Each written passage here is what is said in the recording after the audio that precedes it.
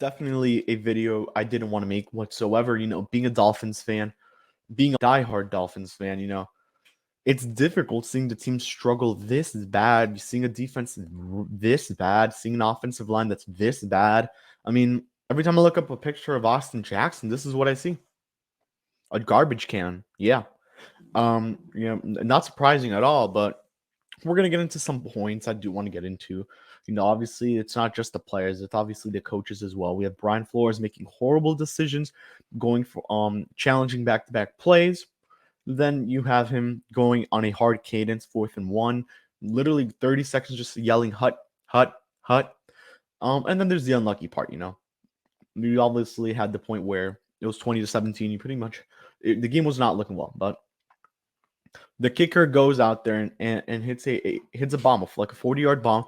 It curved. It looked like a curveball going out, and it went right back in. I have no idea what to say, but besides the point, I mean, the Miami Dolphins are bad. They're 1-5, last in the division. The Jets are better than them.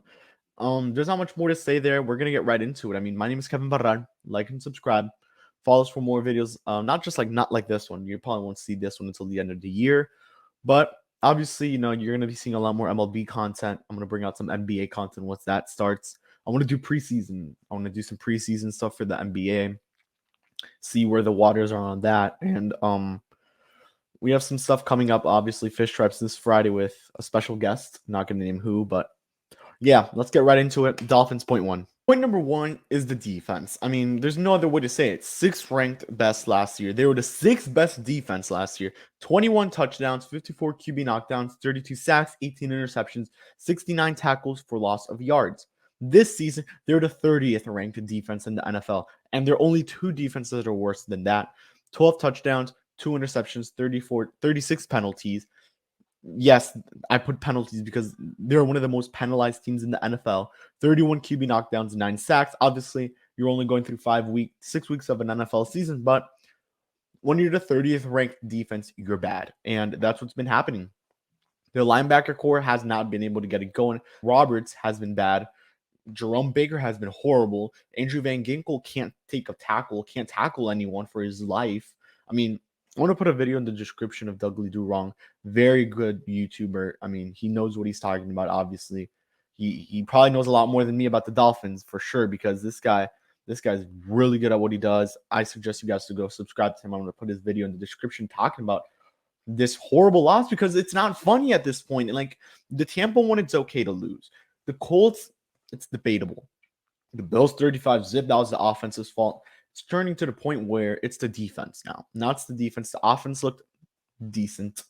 Offensive line, I'll get into that later, but the defense just looked horrible.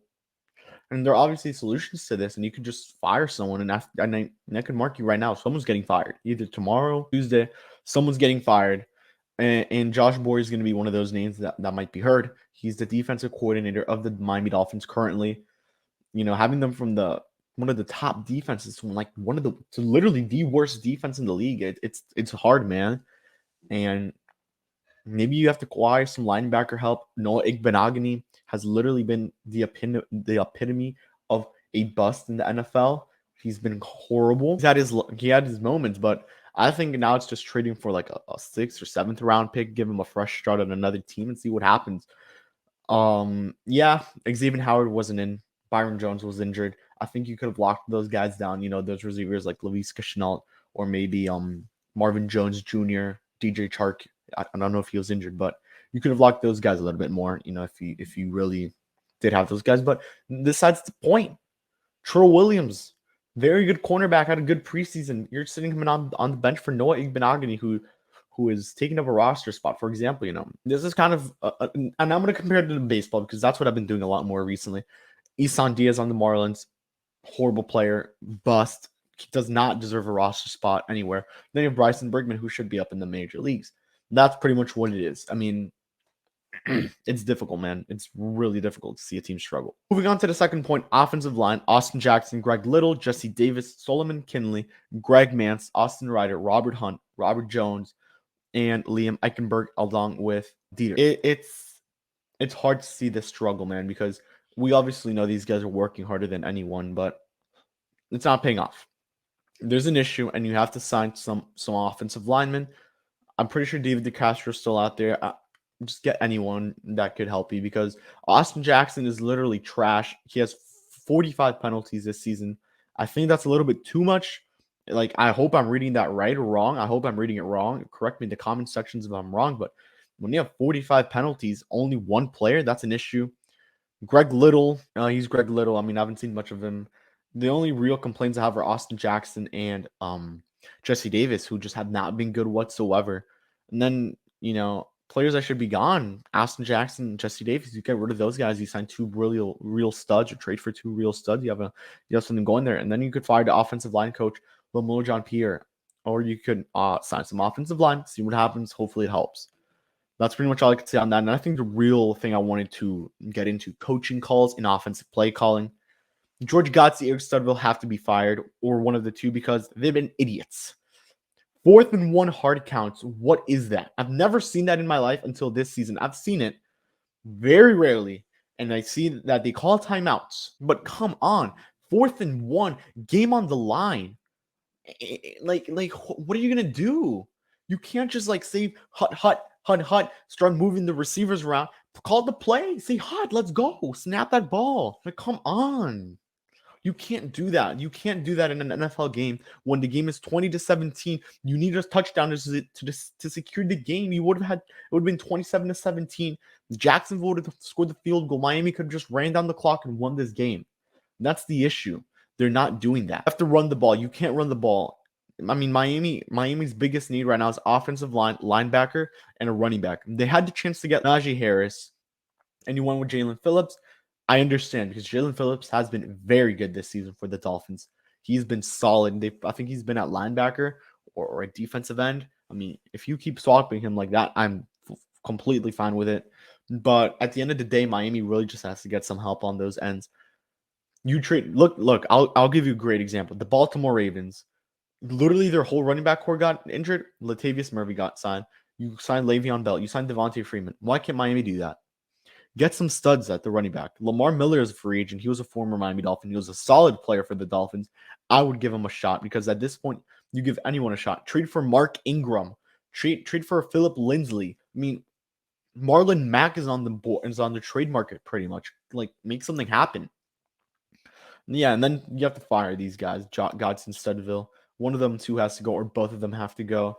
You obviously have the quarterbacks coach, Mike Kafka, and then you have Ken Dorsey, Buffalo Bills quarterbacks coach.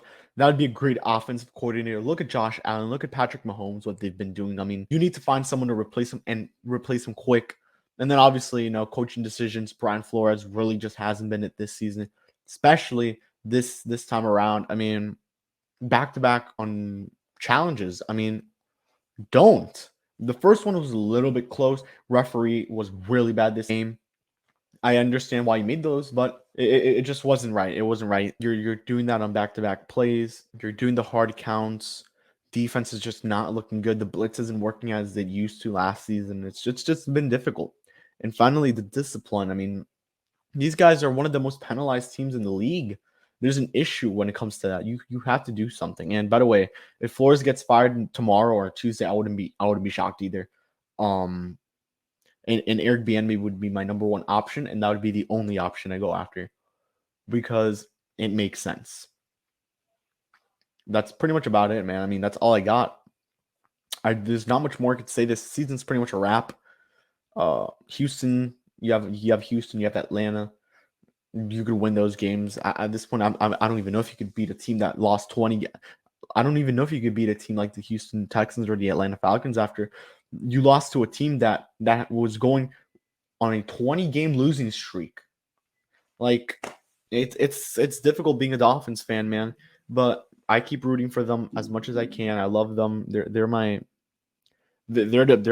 favorite team and my favorite football team. I got to root for them. I'm a diehard fan. I'm an OG. I'm going to stick with them. I'm going to ride with them, whatever happens. Maybe they trade Tua. I've talked about that a couple times now. Sign Cam Newton, see what he could do. Go for Watson, man. That's all I could really say. And they don't have much picks now. When it comes to next season, this spring coming up, the draft, they don't have their top pick for the draft, which they traded away to Philadelphia to move up to number 6. It's been difficult. And Miami, I mean, when it comes to Miami's just been hard, man. And when it comes to the offense, once again, Tua, he's been solid. He had a good game. If you think Tua Tagovailoa had a bad game or it was his fault the team lost, you don't know football and don't be a fan of the Dolphins anymore because you have no idea what you're talking about. Tua had a good game. I'll put the stats on the screen. He had a solid outing. Out of 47 passes, 33 of those were completed. Miami really just has to improve because this is a good team on paper. Xavier Howard, Byron Jones, Devontae Parker, Wolf Fuller, Mike Gesicki, Mike Gaskin. You have Seiler. You have Raekwon Davis, Javon Holland, Jalen Phillips, Jerome Baker. That's a good team on paper, but they haven't proven it, and they really have to because you were supposed to have one of the easiest schedules in the league, and it looks like you're having one of the hardest. And you're like, come on, man, like make something happen. I'm gonna wrap it up here. We'll have some MLB videos out. This is gonna be a really busy week. I'm gonna like at least try to put out 2 to 3 videos this week. Hopefully some NBA content will go out. I'm excited for the NBA season. I'm excited for the football season, but stay tuned for everything that's coming up. My name is Kevin Barral. Like, subscribe, follow us on the socials, follow Apple Podcasts. We're on there now once again, so this video will be on Apple Podcasts. Yeah, peace out, guys.